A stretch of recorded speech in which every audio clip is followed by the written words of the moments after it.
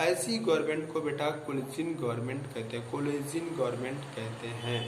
तो collision government क्या होती है? तो जब single party, when a single party does not achieve, then two और more than two parties come together and join their hand for the formation of the government, such government is known as a coalition government. और by nature coalition government बेटे कमजोर prove होती है। ये देखने के लिए मिला कैसे कमजोर प्रूव होती है, इस बारे में और आपको डिस्कस करूंगा। कोलिजन गवर्नमेंट के बारे में हम और थोड़ा डिस्कस करेंगे, नेचर ऑफ कोलिजन गवर्नमेंट को हम थोड़ा और ब्रीफली डिस्कस करेंगे। बट यहाँ पर मैं आप लोगों को फंक्शन ऑफ पॉलिटिकल पार्टीज बता रहा था, कोई गवर्नमेंट के नेचर और गवर्नमेंट की पावर्स और स्ट्रेंथ ऑफ फुल गवर्नमेंट के बारे में डिस्कस नहीं कर रहा।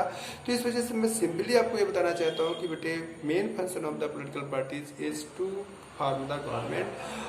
जो पार्टी चुनाव जीतती है तो वो पार्टी बेटे सरकार का फॉर्मेशन करती है, और अगर जो पार्टी चुनाव नहीं जीतती है, जिनको मेजोरिटी नहीं मिलती है, वो रूल ऑफ अपोजिशन में बैठती हैं, वो सरकार का। तो पहला फंक्शन बेटा क्या हुआ? इलेक्शन चुनाव कंडक्ट कराना, इलेक्शन के बाद चुनाव जीतना। जो चुनाव जीतती है बेटा सरकार का फॉर्मेशन। तो formation of government is second point of the political function of the political party. Third is बेटा formation of the opposition. Role of opposition को भी बेटे पॉलिटिकल पार्टी ही परफॉर्म करती है। रोल ऑफ अपोजिशन क्या हुआ करता है कि बेटा जो पार्टी सिंगल पार्टी, जो बेटा पार्टी सरकार की मेजोरिटी में, जो पार्टी मेजोरिटी इलेक्शन में नहीं गेट कर पाती है, वो अपोजिशन में बैठ करके सरकार के पॉलिसी को के निगेटिव डब को क्रिटिसाइज करती है और उनको लाइमलाइट लाती है, पब्लिक को इंट्रोड्यूस कराती है सरकार के डिफेक्ट्स को, और बताती है कि अगर अगली बार हमको इलेक्शन जीतने के लिए मौका दिया तो हम ऐसे डिफेक्ट्स को नहीं मान करेंगे। तो वो गवर्नमेंट की जो पॉलिसीज होती हैं उनको क्रिटिसाइज करते हैं, उनके निगेटिव पॉइंट को पब्लिक के सामने रिप्रेजेंट करते हैं।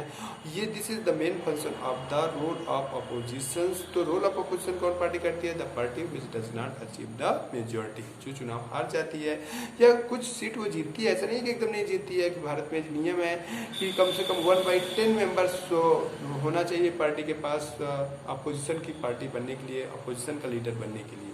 ठीक है, तो उसके बारे में हम और आगे पढ़ेंगे, उसकी चिंता मत करो। बट आप लोग यहाँ इंपॉर्टेंट चीज बस इतना समझो कि what is the third important function of the political party? Role of the opposition. जो पार्टी मेजोरिटी नहीं गेन कर पाएगी वो पार्टी अपोजिशन के रोल में बैठेगी, सरकार की पॉलिसी को क्रिटिसाइज करेगी, उसके डिफेक्ट को बताएगी, पब्लिक को एडवर्टाइज करेगी और सरकार को कंट्रोल करने की कोशिश करेगी, गलत काम करने से रोकेगी। तो बच्चों ये क्या कहते हैं, ये फंक्शन हुआ। फिर इसके बाद बच्चों formation of the law is also very important function of the political party.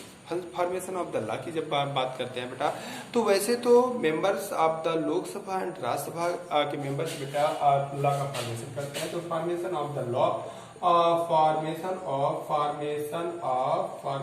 Of the laws भी बेटा पॉलिटिकल पार्टीज का एक बहुत इंपॉर्टेंट काम होता है। तो इंडिया के कॉन्टेक्स्ट में देखिए बेटा, तो लॉ का फॉर्मेशन कौन करता है? लोकसभा एंड राज्यसभा। लोकसभा एंड राज्यसभा मिलकर के लॉ का फॉर्मेशन करते हैं। ऐसा करके लोकसभा और राज्यसभा में लॉ का फॉर्मेशन करते हैं। तो लोकसभा एंड बेटे इंडिया के parliament is responsible body for the formation of the law. तो पार्लियामेंट के दो पार्ट होते हैं, एक लोकसभा एक राज्यसभा। लोकसभा के मेंबर्स होते हैं बेटा इसमें 545 हैं और इसके 250 होते हैं। ये मैक्सिमम बिना कॉन्स्टिट्यूशन में अमेंड किए हुए 552 हो सकते हैं और ये 250 ही हैं। तो बच्चों आप क्या कहते हैं, ये जो लोकसभा के मेंबर होते हैं they are directly elected by the public, और राज्यसभा के मेंबर्स होते हैं they are elected by the member of the legislative assembly. तो वैसे तो देखा जाए तो फॉर्मेशन ऑफ लॉ जो लोकसभा और राज्यसभा के मेंबर का काम होता है, लेकिन बेटे लोकसभा और राज्यसभा के जो मेंबर होते हैं वो भी किसी न किसी पार्टी के मेंबर होते हैं। दे belongs from the political parties. वो किसी न किसी पार्टी के मेंबर्स हैं।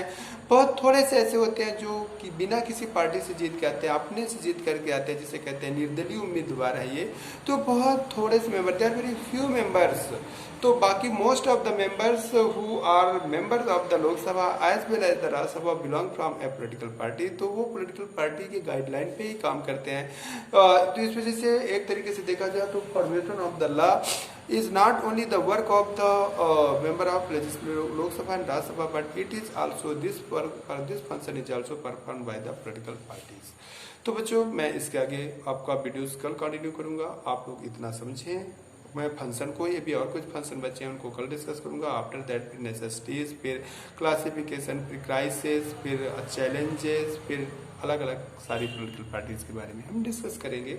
Okay, thank you.